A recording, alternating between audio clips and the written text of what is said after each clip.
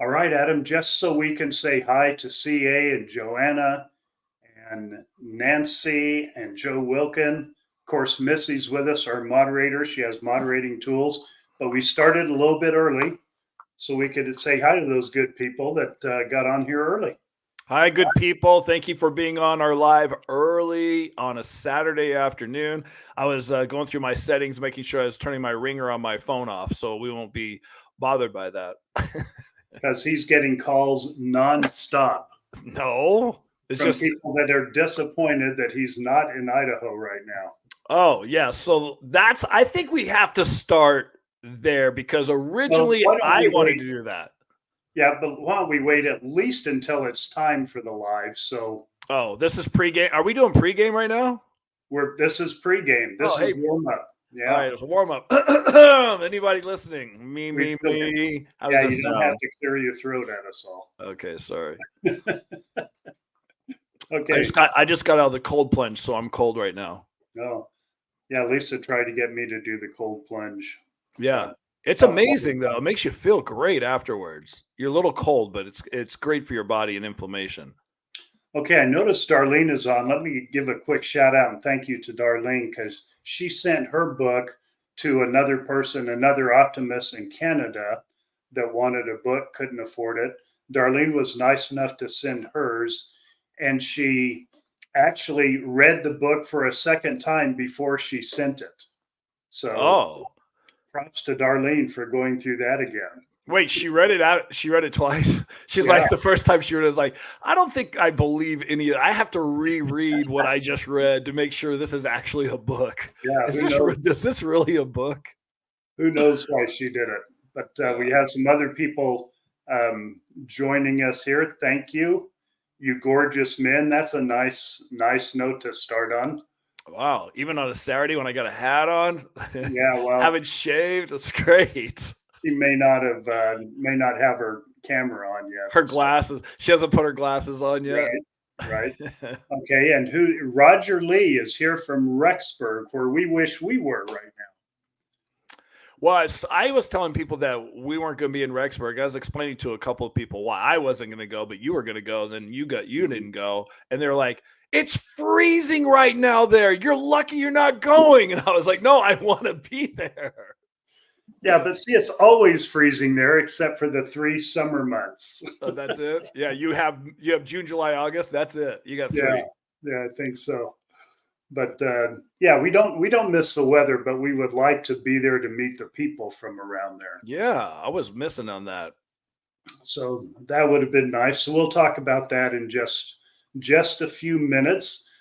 Since the trial is coming up here soon, we're going to talk a little bit about that. Specifically, 2 questions.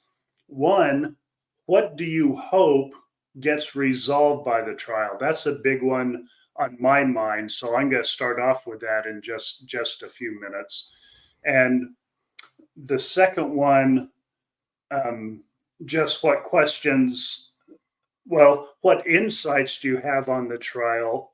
And what questions do you have around the trial? Not that we're going to answer them, but I think it's good to project ahead of time because we want to talk a little bit about how the trial causes trauma in some of us, not everyone, but in a lot of us. So we'll be addressing that too.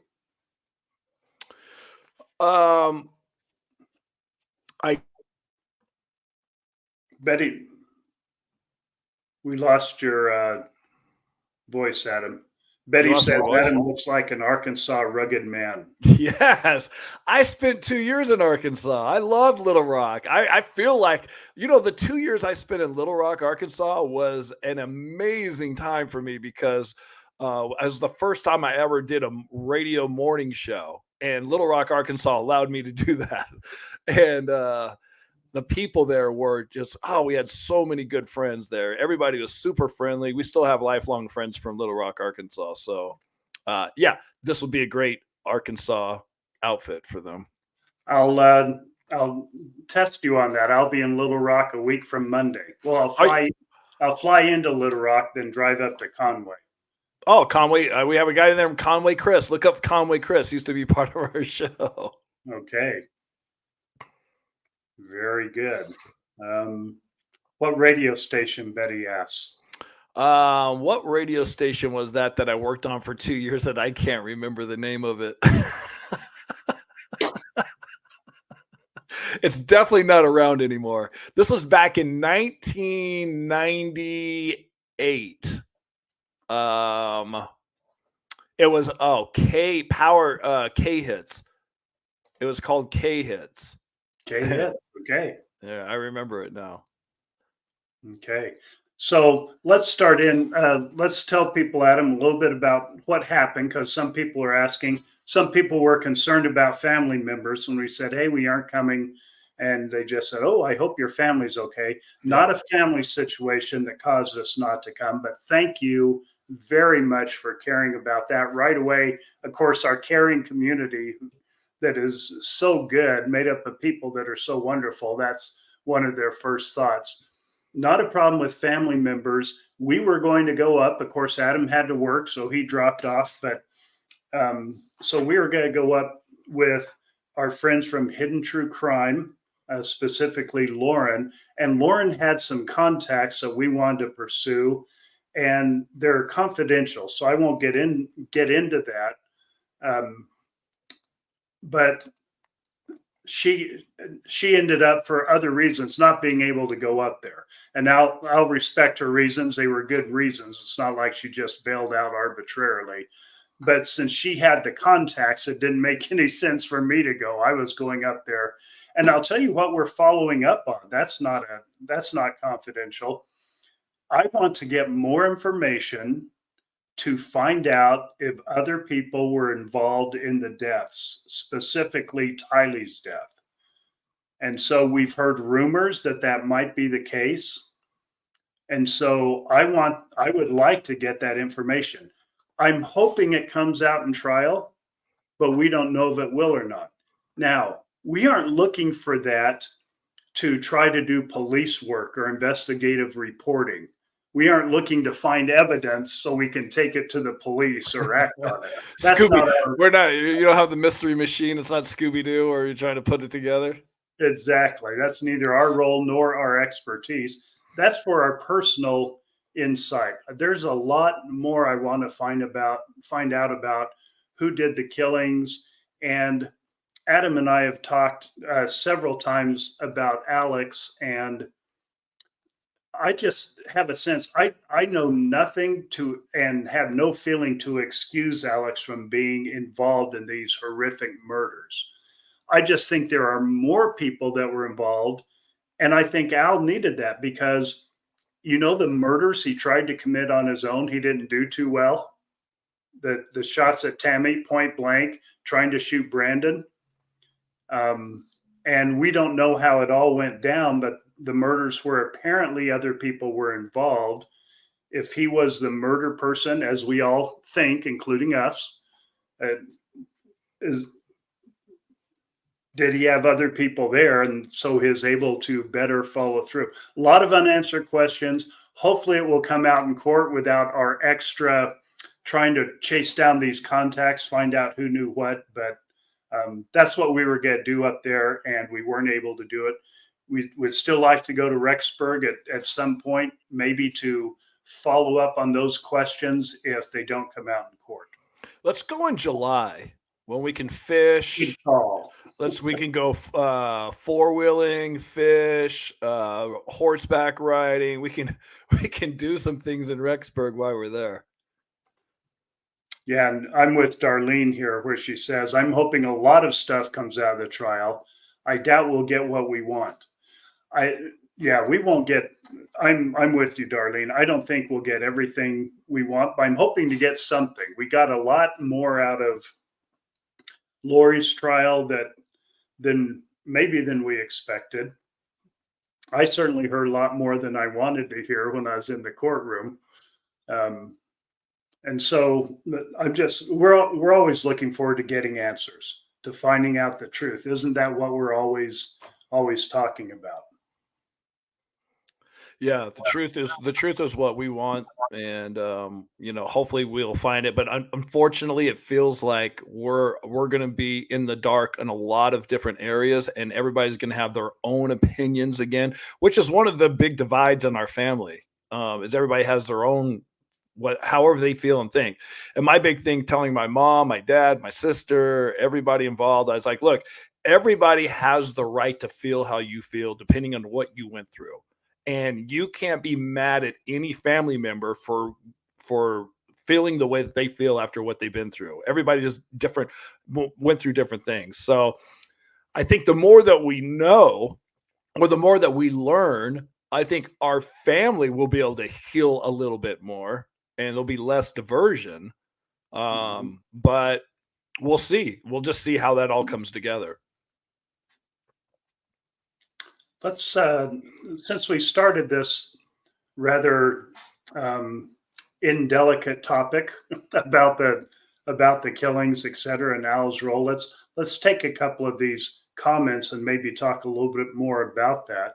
Okay. A couple people have said everyone thinks Chad's going to throw other people under the bus. Of course he will. Let's just say that's a given. Okay. The question is, how effective will it be for him? I think he has a good lawyer for doing that, because his lawyer, in my opinion, is, I'm going to use the word obnoxious. Others would use aggressive enough to question everything and to make sure Chad gets a fair trial, that he gets a shot. And that's what you want defense people to do, even though it's very frustrating for those of us not supporting the defense. So, of course, we all think he's going to. But you can't say Chad's throwing anybody to the bus, because Chad's never going to talk. Chad's not. I don't think Chad's going. At least I wouldn't think that they would put him on the stand, right? Yeah. Well, yeah. You don't know, but I would doubt it too. Okay. Because then you'd have to go through cross-examination. I don't think you could handle that. Yeah. Jewel Gazer, one of our frequent commenters. Thank you, Jewel Gazer, for being a good optimist with the whole community here. Definitely more than one person doing the actual murders. My guess is Chad and Alex. Okay, fair enough. I'm thinking there may be more than that.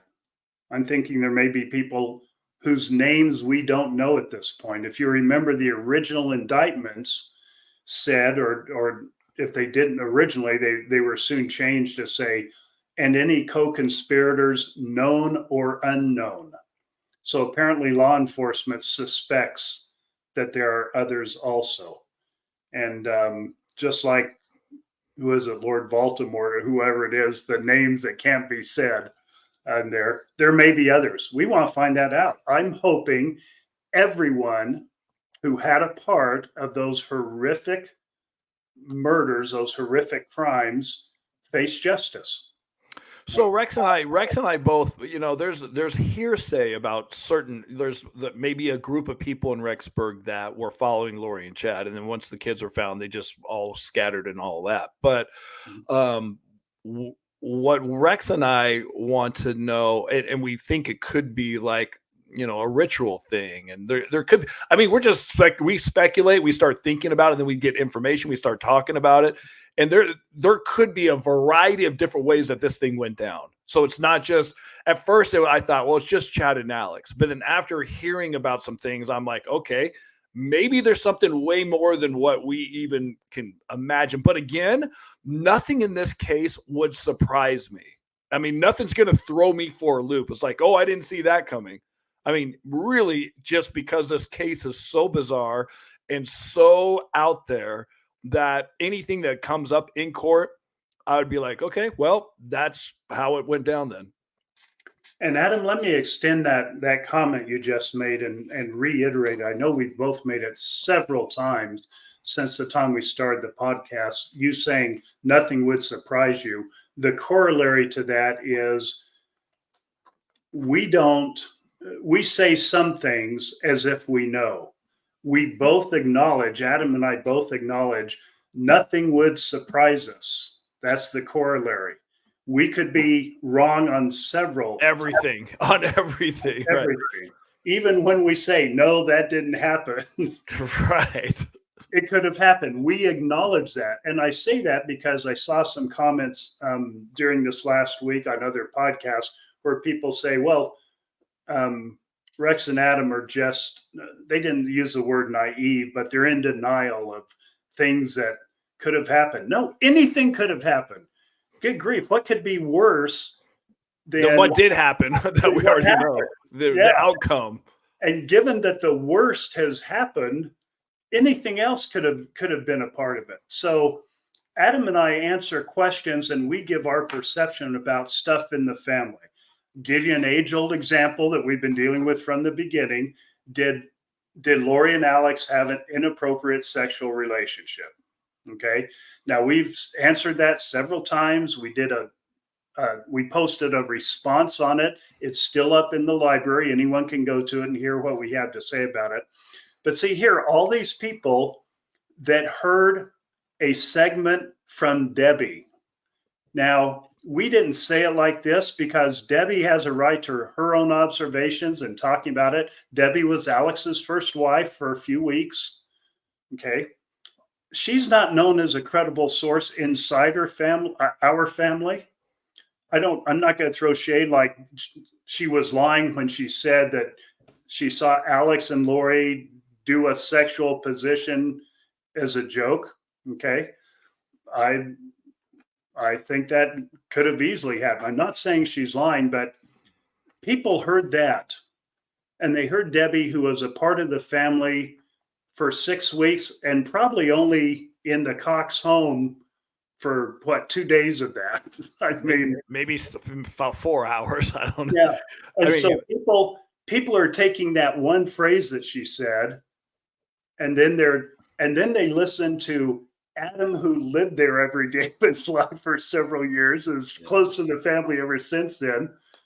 And Adam and I both knew Alex really well. We both knew Lori. We both said they didn't have really any type of relationship until Alex converted over. Yeah.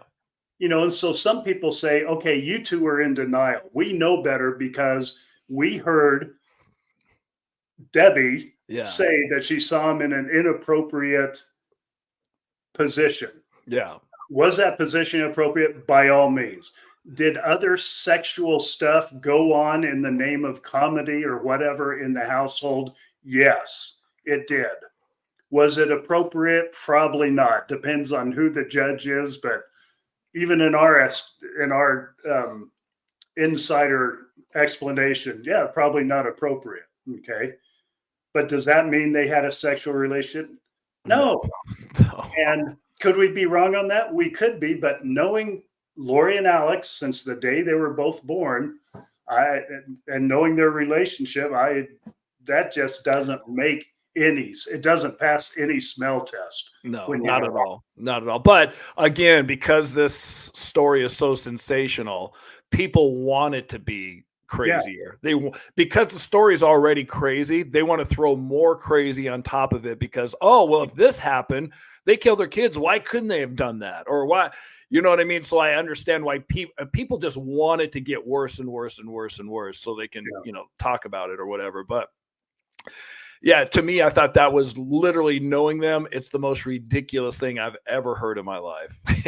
So take that with whatever you want.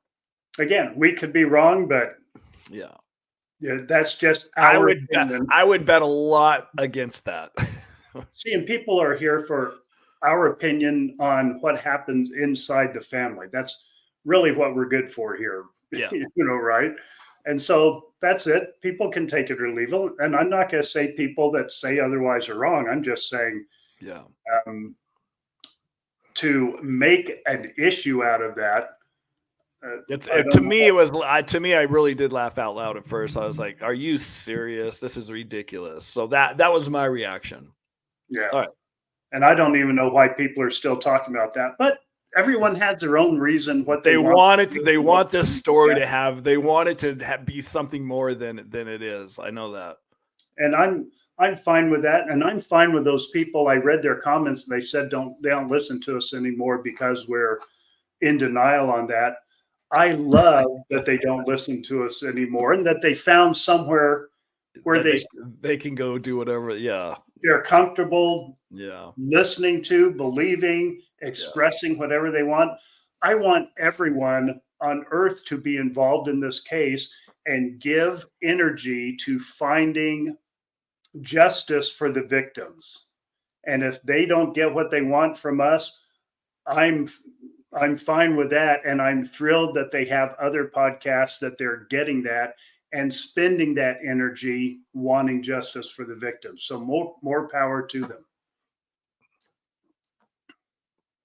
Good. I had a person agree with me. I appreciate that. Yes, you got one, Rex. Yes, you got one. And Adam, we have to give a shout out here. All right. Not on the comment that KCL. This is Carrie. And those of you that are in the Facebook group, not everyone is, but those of you that are, may have seen her post. We have to say thank you because I don't know how long she's been a PR specialist and for what corporations, but she made both Adam and I sound a whole lot better than we probably are. Oh, is she the one that wrote that? Yes. Oh my gosh, I was reading that going. That made me sound better than anybody's ever made me sound. I was like, wow, that was great. No kidding. So thank you for that. Yes. Carrie. Of course, Carrie being the one. There are different people that have played different role in our group, and just the people that said, "Hey, we should have a name." We appreciate that. Carrie actually came up with the name Optimus that we adopted, so we appreciate that too. But and Carrie's big time. She's been with us from the beginning. Well, she's also big time with STS. Joel said that she plays a big role with them in their community too. So awesome. She's doing great.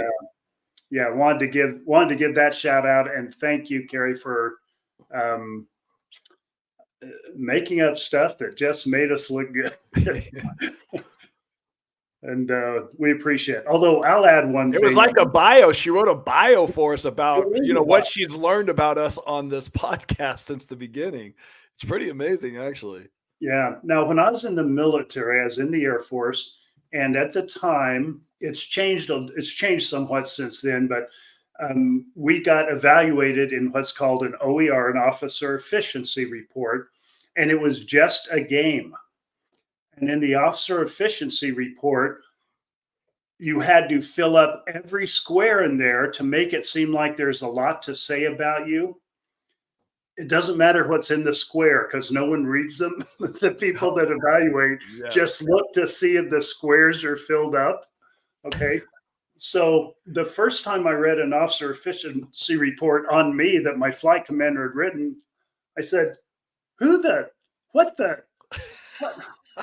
This is fictional writing. I didn't do half the stuff that's in there. Nobody's reading it. And I asked him about it. He said, Connor, you'll learn how this works. No one reads those. Don't worry about it. So this made me feel, although Carrie was very generous and did use things she heard from us. So if there are any untruths in there, it's on us. Exactly. Them. She did everything she's heard. She wrote it down. Yeah. I saw the comment on Facebook that people want to know what you did for a living, and that turned out to be a big thing. What I've always wanted to know what Rex does for a living. I said, I thought we've talked about it several podcasts. At least I thought we did. Well, Carrie put it in there, and she did really well. So I made the comment in there. I can't top that. There's nothing I can add. I'll add two little tidbits in there. All right. Because one of them is going to play into this a little bit later. In addition to my 4 daughters that she mentioned, wonderful daughters, I have a bonus daughter, okay, stepdaughter. Lisa has not only a son, but Lisa has a twin daughter. Adam Senior, he knows who I'm talking about. Yep. People see those two together. Oh my goodness, it's almost scary. Yeah. How much they look like each other. Yeah. And they're both just brilliant, beautiful, have the same light. And so there's really 5 daughters. I didn't raise her because Lisa and I have been together 14 years, and she's the same age as my 3rd daughter, so a little bit older. And I have a son also. son who's in Florida. We don't talk about him a lot because he doesn't follow the The case. trial. Right. He doesn't do that a whole lot, but I love what he's doing, figuring out life, and he's got it figured out and doing real well down there. So I thought I'd add that in. Anything you want to say about your bio, Adam? No, I loved it. I thought it was great. Yeah, Yeah. that was good of you, Kerry. So Yeah. thank you. Thank you for that creative writing. Creative writing, that's what it was. It's kind of like when Jane took what we wrote and put it into a book. No kidding. Yeah, it's like Jane and Aiden, her son, who's the editor. Yeah. And Kerry followed up. It's just that you're both that fantastic, have amazing lives, done tons of good in your lives. You're both very remarkable. Thank you for that. Yeah. I put that up by accident, but Thank you again, Kerry. Taking a little. Let Kerry just be the only one to do comments today. I kind of like where Kerry's going with this. It makes me feel good today. Yeah, that was very nice. Let's see. Still, as long as I'm putting up things that are just really nice about us, Adam. Sure, let's keep the thing rolling. Stella Luna. That's I love that name in Italian. It's Star Moon 88. Yep. You guys have handled this tragedy in a most humane and logical way. Thank you for your insights. That is different because emotionally, when this first came out, and most of our family was in denial at the time before, they found out the kids were dead. It's difficult to step away from your love for your family and to dive into what's common sense and what is reality and what. Mm-hmm. So, and I understand it's hard for family members to do that. I did do that just because I like to see a whole big picture of what's happening. And so, yeah, thank you. You're welcome for, I guess, doing what I followed my conscience doing, as Rex talks about in his book about following your conscience. And my conscience was, look, for a long time there, I was alone. And the rest of my family was in denial of Lori and Alex and what they were up to. And for me to figure it out quickly and have to go through all of those emotions and everything by myself because they weren't involved or wanted to think anything like that. Yes, it was very difficult to try to absorb all that by myself. But again, because I did that, that's the reason I wanted to write the book. And it's the reason I want to do this podcast is to help other family members so they don't have to go through that. So I think this is a good insight here, Adam, and same true for me. Neither one of us lived near your nuclear family, your siblings and parents. We both spent our lives basically living away. Jewel Gazer says, I think Adam was objective because he lived away from the family system for years. And I think that did help in that situation. Did it not? I think so. Even though I loved spending time with my family, like I love coming over there for vacation and just hanging out. There was a while there where me and Nicole were separated and I lived with my mom and dad and Zach in Arizona. So there's been times where I was close to my family or lived with my family, but like maybe for 4 months at the most, I think.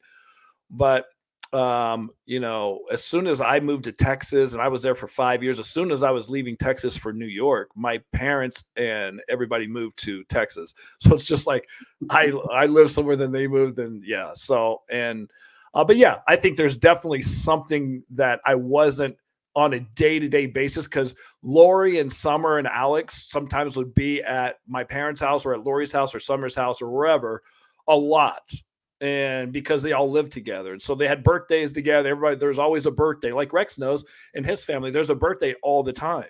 And families try to get together. So that's how it was with the family. And of course, me living in, touring, going on my radio tour across the country, I wasn't able to make a lot of stuff. So it definitely, there probably was something to that. Mm-hmm. Very good. Alicia, thank you very much for a generous $9.99 super sticker donation. Awesome. We continue to provide books to optimists that don't have the funds for them. So, Alicia, I think you just purchased one. We have two that we still need to send out to people internationally. So that's going to be helping with that. Thank you, Alicia. And speaking of the book, thank everybody who's been writing reviews on Amazon for our book. If you did listen to our book or read our book, if you enjoyed it or if you liked it, please leave a review that what you liked about it. You don't just say, "Oh, it was a great book." Just, hey, I like this about it, or I like this. If you didn't like it, don't write a review. If you didn't like it, write an email to me and Adam to get it out your system. Tell us why, so we can write another book that you're going to like. Yeah, let's not promise that. Okay. Jane, get ready. You're getting ready to write another book. Okay, speaking of Jane, let's tease that one.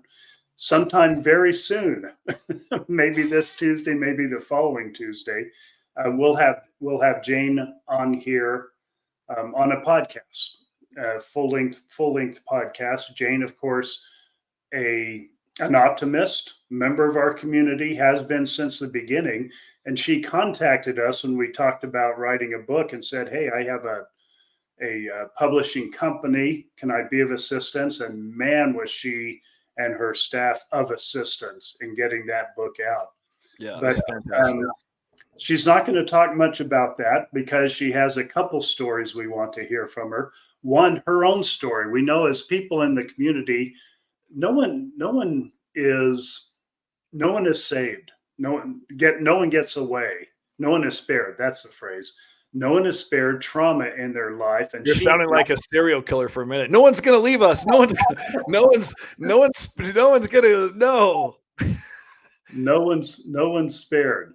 Yeah, that's it. And so we all go through it. She was not spared. She went through a horrific fall, winter, family death in the family, health stuff, and we want to hear how she made it through that. She's very positive person, positive attitude.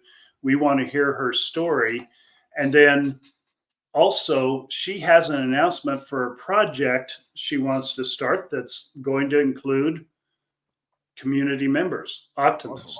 Awesome. So stay tuned for that. There's going to be it's going to be exciting. There's definitely going to be some healing for some people involved in that. So that will be on an upcoming podcast. And as long as we're talking about upcoming podcasts, keep it rolling, Rex. Let everybody know the Rex. We got a lot of guests coming up. So here's how Adam and I view our community. As we've said before, we feel like we've been running to try to keep up with y'all. We don't feel like we've caught up completely. Y'all have been talking about, posting about all the benefits you're getting out of being part of the community. And most of that is coming by you just hearing from or reading from each other's comments, each other's posts if you're part of the Facebook group. And we just love that dynamic that's going on because no one is spared trauma. And especially with the trials coming up, we're keenly aware of the concept of trauma.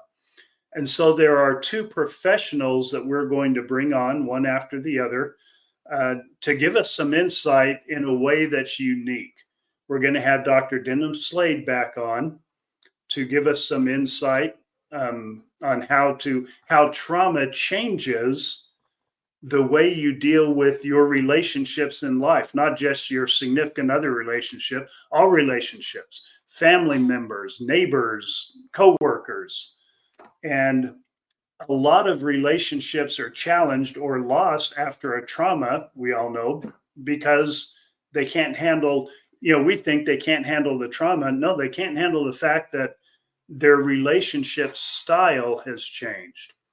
So we'll have Dr. Denham giving us some great insight to that. And one more that we'll have I mentioned this person, I think it was our last live, when there is a post by Charlene on PTSD, post-trauma stress disorder.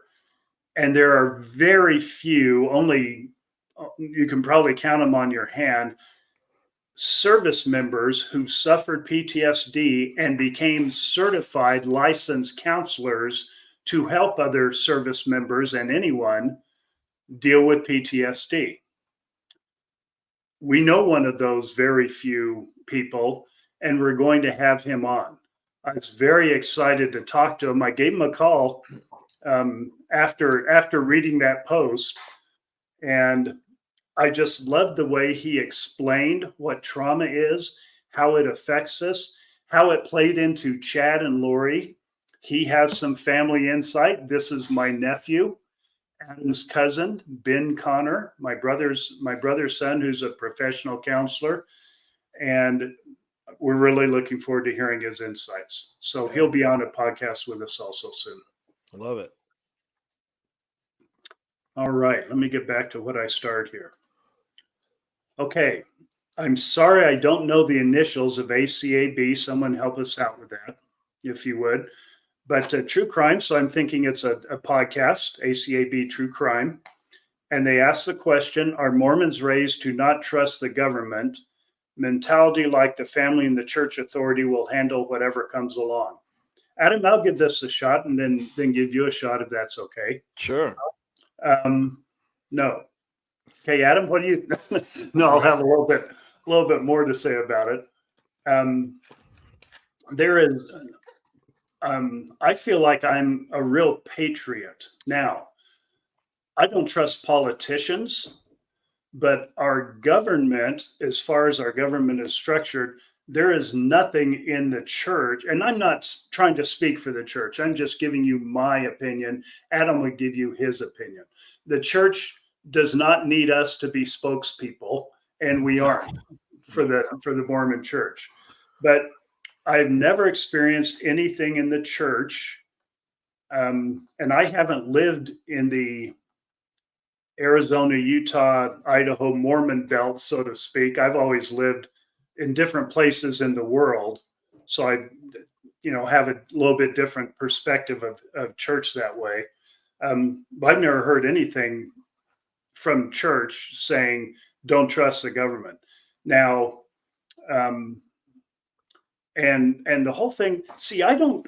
A lot of people, and I think it's because they get the culture in Utah where there's so many members of the church, and people talk about people that leave the church, especially here in Utah, talk about how it was so difficult to break away from the church and to leave the church.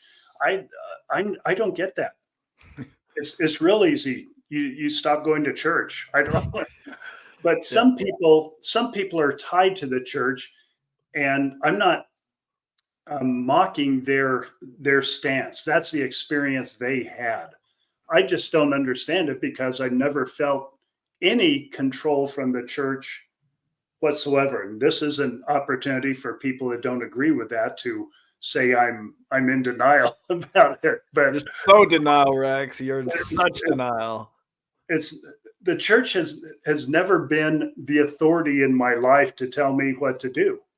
And I've been in church leadership positions. I didn't feel like I needed to tell anyone else what to do. I know there's a component of the culture that leads people to think, oh, my church leaders are inspired. I want to go to them to get answers from God. Okay. First of all, any human that puts their religion between them and their relationship with God, in my opinion, is off base. Right. That's not religion's role. They aren't there to be a mediator between you and God. There's only one mediator, the good book says, the Christian Bible. That's Jesus Christ. He's the only mediator. So there's not a church that should be a mediator. But some people do feel controlled because the culture, I guess, put them in that mindset. Okay. So I have never gotten that from the church in my experience in the church. Adam? And to we're supposed to abide by all laws, by any rules wherever you live in the world. Because there's LDS, there's Mormons, quote unquote, members of the Church of Jesus Christ of Latter-day Saints all over the world, and you're supposed to, keep all the laws, do what you're supposed to do in whatever country you're in, according to what their country says to do. There's been sometimes where I've been in Sacrament and people have mentioned, hey, make sure that you just vote, like encouraging people to vote, not voting for somebody, just vote in general, which is, in my opinion, telling you to be part of, society, to be part of the government, to be part of the world, in those things. It's important to vote. It's important for those things. Never is that I've been around, anybody who says, oh, don't do anything the government's telling you to do. And even with when the vaccine came out, there were some people at our church that went and got vaccines and some people who didn't, just like in any other church, just like in any other place in the, what people were going through. Some people didn't believe in the vaccination. Some people did. So it's not like, at church, they'd be like, all right, nobody get the vaccination, or like, so it's nothing like that. So I'm with Rex on, as far as when it comes to, making your own decisions. Now, are there some people that are in the church that don't trust the government? Probably. Are there people that are outside of our church that don't trust the government? Probably. So it's not like our church is telling you one thing and everybody else is doing another thing. So hopefully that answers your question. And remember, that's me and Adam and our experience. We aren't speaking Just our experiences for from other members of the church. We aren't Right. speaking for the church. No, that's just, we don't have my that. observation Mm-hmm. and my experience. Yep. And I know where that question comes from. There are a lot of people that lead the church and are very vocal about it and how it was hard. And also, sure, there are people that in every country, I imagine, that don't like parts of the government, like the IRS. No doubt. A subject near and dear in the Cox family. Yeah. If you ever want a rant on the IRS, matter of fact, my dad has written a book about the IRS, and it's 600 pages. So now he's redoing the book to cut it to 350 pages. So how is that book, Adam? How many times have you read it? I'm never going to read that book. It's way over my head. I'm not interested in it. I told my dad, I don't think a lot of people were. He goes, well, if they understood what it was out, they would want to read about it. And I was like, okay, well, get after it. Yep. So a follow-up from ACAB True Crime. Would someone tell us what ACAB stands for? I feel like I'm missing something that's really obvious. I should know, and I'm ACAB True Crime. Right, but that's her handle. That's not from a podcast. That's just her email, or that's her maybe. YouTube? Yeah, maybe. Okay. I was raised Catholic. They made it very clear what items we should focus on when voting. Okay, yeah, I get that. I served a church mission in Rome and southern Italy, so yeah, I know how the Catholic culture, at least in Italy, worked like that. But I didn't see that. I haven't seen that in our culture. Now, if you were a Mormon, and I'll say Mormon because back then they used that word, here in Utah, back when Utah was settled in the pioneer days, yeah, that was church culture, and the church / culture ran, everything. I'm sure they were a lot more opinionated, maybe, and governed. It was governed by probably a lot of LDS. Yeah. And Joe, here's a good note from our friend Joe Wilkin, who's always been supportive and came to both of our meet and greets. Hi, Joe. Yes. She's a Mormon in Utah, proud to be an American, totally support the government. And just like I said, I agree with you, Joe. Totally support the government, although there are politicians that are totally irritating. No doubt. Like 99% of them. Yeah. She didn't say that. That was me. Okay. ACAB tells us It's just initials. You can pronounce it as a cab Oh, good. or a cab. A cab true. So maybe she drives a cab and listens to true crime all day. That's where she gets it from. Could be, but he or she, because we don't know, trying to start a channel, but still figuring it all out. So are we. Yeah, we're 6 months into it, or 7. We are thrilled that we got the technology settled before 3 minutes before our podcast today. Hey, Cab. So, remember back in the old days when we first started this podcast, we both lived in St. George. We went to Sean's studio and let Sean do everything. And Rex and I just stood there and we sat there and waited for it to go turn on and go. man, weren't those the days? Yeah. And speaking of Sean, real quick, he came back. Somebody asked about him the other day. It's like, how come you guys don't have Sean in anymore? As well, we're not in the studio anymore. And Sean went on he bought a motorcycle, spent like thousands of dollars on a motorcycle with one of his friends, and went on a motorcycle tour somewhere. And he took a picture and posted it on Facebook, and I saw it. But he sent me a text back as soon as he got back, and he was like, "Hey, I'm back. You guys need me to post anything?" I was like, "No, Rex has got this." That's a scary thought. I'm sure Sean just rolled his eyes and said, "Yeah, I know Rex. I'm sure he's got it." Yeah. Very good. Let me get to the next. Good. No questions right now. And all right, let's talk about March Madness then. March Madness is about to start. Who's everybody's pick for their favorite? Actually, BYU has a good basketball team this year. There's a lot of people that are like surprised BYU is as good as they are. Yeah. Yep. Like seeing that, the old alma mater there. Of course, Purdue is maybe one of the top teams to pick. No, everybody does a bracket. Even if you don't know anything about college, basketball at your job or work, they pass around these brackets and everybody fills out their brackets. And even though if you don't know, you just pick your favorite mascot or whatever it is. And usually whoever wins is usually a woman that doesn't watch any basketball that picked like a Jayhawk, Kansas Jayhawk, because that was their favorite bird, and they win March Madness. That's how that works usually. That's how Adam's mom got started. Probably. In pools and by the colors of the uniforms. My sister loved the Dolphins because the color of the uniform. Mm-hmm. Never been to Miami in her life.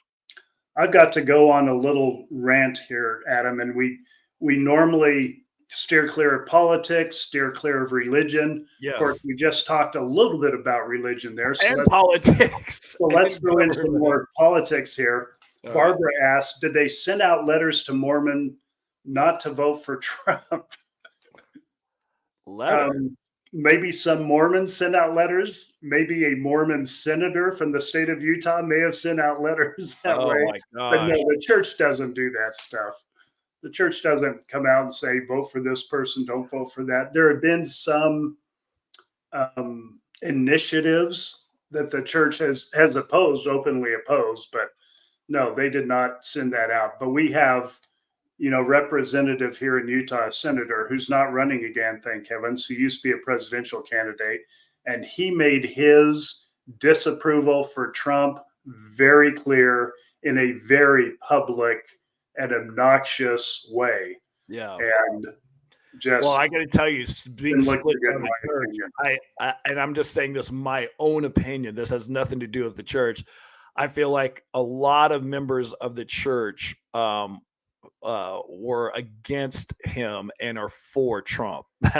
That's all I'm going to say about that, because I was in St. George at the time when all this was going down, and there were people in St. George, just a tiny little town, and they're like right when you get off the freeway, right there on the boulevard, there's people holding signs about Romney, and they're just like, I'm looking at this, I'm like, is this really happening right now? They were just so upset at him and mad at him. They actually held signs and were marching up and down the street, and I was like, okay. Yeah, so they wanted to recall him from his Senate seat. Yeah. I say, just like a lot of people, there's a lot of people that, like Trump. There's a lot of people who, our church is split down the middle. I can't say that. I just am with. We don't really have a clue. Clue what people are, but I do know that because I witnessed what I saw, I was like, okay, well, these people are definitely for Trump. They're not for Romney for sure. Yeah. But at church, I've never been in a location. I've been in 25 different, I've lived in 25 different cities in the world, and I've never been in a location where they talk politics. No. Or where you know what other people are voting. The church, very much like we said earlier, encourages you to be part of the political system wherever you live, but they don't tell you what you should do unless But like after sacrament or before Sunday school or priesthood or whatever, and people standing in the hallways. Yes, I've heard some conversations of people talk about politics, but it's not in the church. It's just separate conversations from people. Yeah, it's not the church telling you how to vote. Not at all. Which party to be aligned with or not. So. No. And Lindsay, who knows Mitt Romney or has been in meetings with him and had interaction with him, she said she saw him a few weeks ago. So, all right. Way to go, Lindsay. There's someone that says the church stays out of politics. Yes. So here in our community, we've never asked, but apparently there are an amount of church members, good church going people. I know there's some people that have left the church. I don't know how hard it was for them, but most people just stop going to church and they're out. Or you can ask to formally be released by having your names taken off the records of the church. There are probably some people like that in here. I know there's some people that are atheists in here. Everyone's welcome here. We aren't. It's not a show about religion. Now, our show is about healing. That's what we're about, supposedly. Yeah, and people find healing through religion. Not everyone does. Yeah, and that's my opinion on this. And I said I wanted to get back to this. I will in the last few minutes here. I had some great discussions. 2 of my daughters were visiting this last week. They normally live in Arizona. They came up for spring break. Brought 4 of our 15 grandchildren with them. 4 little boys that are just wild. So it's always fun to have them around. But I love my relationship with my kids. And we would stand up or sit up and talk. And we were talking about trauma because one daughter is very open about, we have a saying, kind of a funny saying, but some degree of truth, that as a parent, I've always given you something to talk to a therapist about. Right. Like I haven't done everything right as a parent. I've always tried my best, but it hasn't always been very good. And so she is learning a lot in therapy about trauma, what we're going to be talking about here in the coming months. And she said there's trauma with a capital T, like big trauma, like a lot of you optimists have had. People dying in your family, you being involved in it, seeing it, things happening to you, your health, just big trauma. But as Ben shared with me, and this daughter shared with me, there's trauma with a small t. The big ones are trauma with a capital T. Ben is a veteran. By the way, I'm a veteran, and I appreciate when people say thank you for your service, and I acknowledge it, and I'm glad they do that. I'm grateful for it. But when I find people like Ben who are veterans, war veterans, and if they're a war veteran, and if they saw stuff that humans shouldn't have to see, those are the people I really feel grateful for, and I really honor as veterans. I don't downplay the contribution of any veteran, but those veterans are more near and dear to me.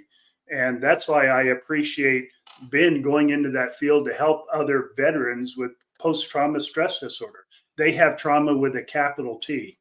But Chad and Lori, for example, what they did, the despicable things they did, and Alex, that traumatizes people too. And whether it's with a big T or a little t, it's still trauma. And so we're looking forward to getting more help for people that have experienced big T or little t trauma. I think I've had a little bit of both in my life. Haven't we all? Yeah. Haven't we all? See, that's what brings this community together. We've all had it. And in this community, it's okay to talk about it. And it's okay to not talk about it. Everything we just Right. accept each other, and people that need to talk about it now have a safe place, or a lot of them feel that they have a safe place to talk about the traumas they've had. And look at the posts, look at the optimists that we've had here on the show telling their stories that are horrific also, or the experiences they've had in their life that are horrific. So um, this is a great place for that. This, we hope, that's what we want to have, a forum that makes it safe for everyone to at least talk about it, because a lot of us get helped when we talk about it, especially me and Adam. Yeah, and watching the Facebook post and people talking about things that are happening to them in their lives, and people are like, "Hey, look, even if you are just thinking about it, you don't want to talk about it. You're enjoying other people talk about it because it's helping you. Whatever it is that can help." I think the word is help and hope. We talk about the H word a lot. Hope for us. Hope for me is everything. Because once you lose hope, it's over for me. So I feel like the community that we're a part of, this optimist community, hope is amazing, and there's so much hope in this community with so many people. And I think the more people in it that can support you in whatever you're going through really helps. And so I've seen a few posts that I was just like blown away by, like some of the people that have stepped in and helped other people that are going through hard times. And so again, if you know anybody that could use help or needs hope, have them find our podcast, have them find our Facebook page. I don't know how much our book would help people with hope or help, but I think maybe a little bit. There's some things in there that maybe you can learn from. I love books that I can learn. And if you've learned anything from reading our book, it's because Rex and I have learned from other people or other things that have happened to us in our experiences and realized, oh, maybe this can help somebody. So that's why we want to go forth and talk about those kinds of things that can actually help people. So help and hope on our podcast, our Facebook, those kinds of things. If you know people, try to turn them on to what we're doing here, and maybe you can help somebody else. Very good. We appreciate that. Here's a question from Lars, off the subject, but subject near and dear to me, since you get so many pickleball questions. Yeah. I'll answer this one if that's okay. Perfect. Lars says, Rex, have you ever had to help a non-pilot do an emergency landing? Yeah, I love that. Have you ever had to take over on an emergency? I haven't run to the front of the plane, when both pilots are incapacitated at a commercial. One ate the fish and one ate the chicken, and exactly. the airplane. Yeah, never had that occasion. But in the Air Force, I was an instructor pilot. And so flying an old airplane, so of course you have emergencies, stuff happens. It's just, it's just steel and fuel and fire that you're flying around that air in. So when there are emergencies, a lot of them are big. So, and not all students are, they're out there to get trained, but they aren't necessarily up to the moment when an emergency strikes. So panic stricken. Yeah, of course I've had to take over in those situations. Just a couple, not a lot of them. Doesn't happen every day. But the guy passed out, and then Rex had to land the plane from the back. Yeah, or the guy. Most notably, one, we were in a spin, and in our airplane we did spins on purpose. We trained. Wait, Rex, when you were training, when you trained, did you sit in the behind the guy that was doing it, or were you guys next to each other? T-37 is side by side, so that's why I did most of my training. Okay. Yeah, T-38 is tandem. Okay. But we're doing a spin, so the airplane is stopped flying, it's in a stall, and it's spinning, and it's heading down towards the ground. And you do this up high enough that if you get below 10,000 feet above the ground and you're still out of control, you're supposed to eject. But you go through this whole recovery procedure. Well, it happened a couple of times where the student pilot just froze. Yeah. And they wouldn't do anything, and they're just holding on to the stick, and I don't know what's going on inside their mind, but I know they aren't recovering from the spin, and I'm sitting there, asking them politely, "You idiot, what are you doing?" Grab the wheel. I didn't call them idiots, of course. We use the term hose head. So I say, okay, recover. Actually, you have to act really cool in the plane. Are you going to recover? Oh. I have the aircraft. And he's like this. He's like this. Yeah. He's passed out. So anyway, enough of the glory days. Thanks for asking. I like to revisit the glory days, but we're almost out of time. Let's see if we can get one more question in here. All right. From our good chief of everything, volunteer that helps us do everything, from Lindsay. Yeah, Lindsay. She has a question. What is your go-to, Adam, when you need to change your mood? Very valid question. Is it food? Is it music? What is it? And Kimberly says it's air hockey. Cheap shot, Kimberly. Cheap shot. They want to throw that in. At air hockey. Okay. Lindsay and Kimberly both beat me at air hockey. But you can ask them what happened in basketball. You can ask what happened in axe throwing. If we want to go down that road, if you anything else but the air hockey, if you want to go down that road. Mood. Are you saying I'm in a bad mood today, or just in general? In general. In general. For me, yeah, definitely. Like I said, music for me. And I was just listening right before this podcast. I told Rex about a couple of songs that I really like, and it's on my playlist. And Rex now has one of them on his playlist. Mm-hmm. I think music does something to you, changes your mood automatically. There's songs that I'll listen to that I'll just like want to cry. If I'm in a mood to cry, I can just put some music on that I know that I'm going to cry to and get a good cry out if I need that. And then other music that I want to just, get me pumped up, so that depends on what mood I want to change to is the type of music that I would go to. And then also food. I love food. And so, yeah, food can definitely change your whole mood if you eat something that, like if I'm craving a Rocky Road ice cream from Baskin Robbins, I will drive to Baskin Robbins and get one. And as I'm driving home eating it, my mood will change. I'm like, this is what I want to do. This is good. Very good. We appreciate that. Looks like we are out of time here for sticking close to our hour. Of course, we didn't get all questions answered, but thank you for participating with us. Thank you for being part of the community. I know you hear me say that a lot. I hope you don't get tired of it, because I'm grateful all the time. So I'm going to be saying it a lot continuously, especially as we get into the trials again and are facing some of that big T or low T trauma, little T trauma. Stay with us for our podcast. Good series of podcasts coming up. More information on Patreon getting started and on our merch. I saw a good merch. I saw a good merch post somebody had. Dang, now I can't remember it. But when I saw it, I was like, oh, I didn't know we even had that. Oh, cardio. Optimist is my cardio. Is a coffee mug or something? Well, it's a hoodie and it's a baseball cap. And oh yeah, that was a good one. So, but the team's meeting tomorrow. We're covering a lot of community issues, and so more information to come. We'll put it out next week. Until then, take care.